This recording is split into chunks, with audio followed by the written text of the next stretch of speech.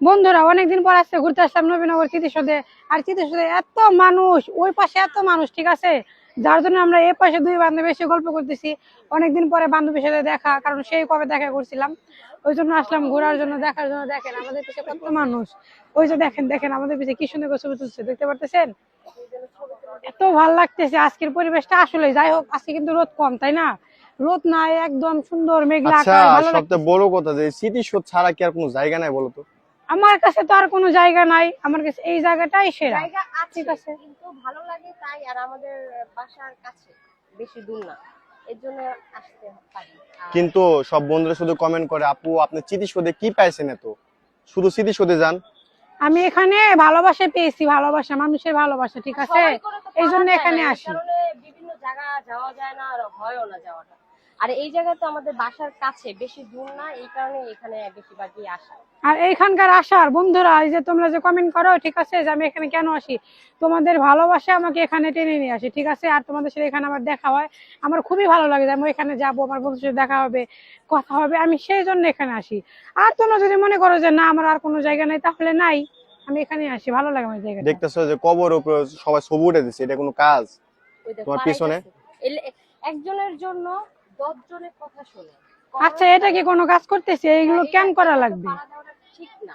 ছবি এখনো আমরা খাড়ায় তুলতে পারি, তোলার কি? ওই জায়গাটা তো। দেখো দেখো ওই দিকটা দেখো, ক্যামেরা ওদিকে কিন্তু ফোকাস। এমন ভাবে ছবিগুলো তুলতেছে একেবারে, বলো একজনের জন্য 10 জনের কথা শোনে। এটা কি আসলে ঠিক করতেছে? আপনারাই বলেন। আমরা তো এখানে আসি, আমি হচ্ছে প্রতিটা শুক্রবারে আমি আসি ভিডিওতে, ঠিক আছে, এখানে করার জন্য। তো দেখেন আমাকে কিন্তু কেউ দেখতে পারবে না, আমি যে প্রত্যেকবারই দেখি, মাইক দেয়া বলে, ঠিক আছে, আপনারা হচ্ছে কবরে উঠে ছবি তুলবেন না, তারপরেও তুলি, কি করবো বলো? স্মৃতিসৌধটা আসলে অনেক সুন্দর একটি জায়গা, ফ্যামিলি নিয়ে ঘোরার মতো একটা জায়গা। কারণ স্মৃতিসৌধে অনেকেই মানে অনেক মানুষ আসে এখানে, দেখছেন হ্যাঁ, পুরো স্মৃতিসৌধ লোড, ঠিক আছে। মানে স্মৃতিসৌধে মানে মানুষের মানে এত মানুষ, এটা আপনাদের বলে শেষ করা যাবে না, ঠিক আছে। চারিদিকে শুধু মানুষ আর মানুষ। ছুটির দিন, ওই জন্য আর কি, সবাই তো চাকরিজীবী, বুঝো না, যেহেতু ছুটি পায় একটা শুক্রবার, ওই জন্য সবাই এখানে আসে ঘোরার জন্য, ফ্যামিলি নিয়ে একটু ভালো লাগে, শান্তির জায়গা। এটা কিন্তু অনেক বিশাল বড় একটা জায়গা। তোমার যে সকল বন্ধুরা স্মৃতিসৌধে এসে খুঁজে পায় না, তাদের উদ্দেশ্যে কিছু বলো।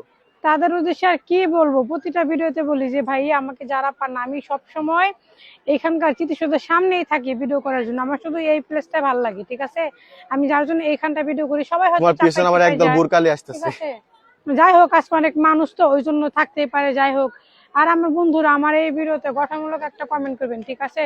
আর দেখেন আমি বের হবো কোন দিয়ে, এই জায়গা নাই। আর কথায় কথায় যাই হোক এগুলি কোকে।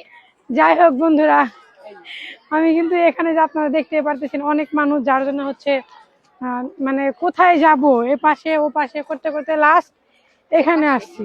এখানটা দেখেন, এখানটা একটু ফাঁকা আছে, একটু ফাঁকা, তারপরে মনে হয় মানে হ্যাঁ একটু ফাঁকা, ভালোই লাগতেছে এখানটা, কারণ অনেক মানুষ তো, মানুষের জন্য হচ্ছে পারতেছি না ঘোরার জন্য।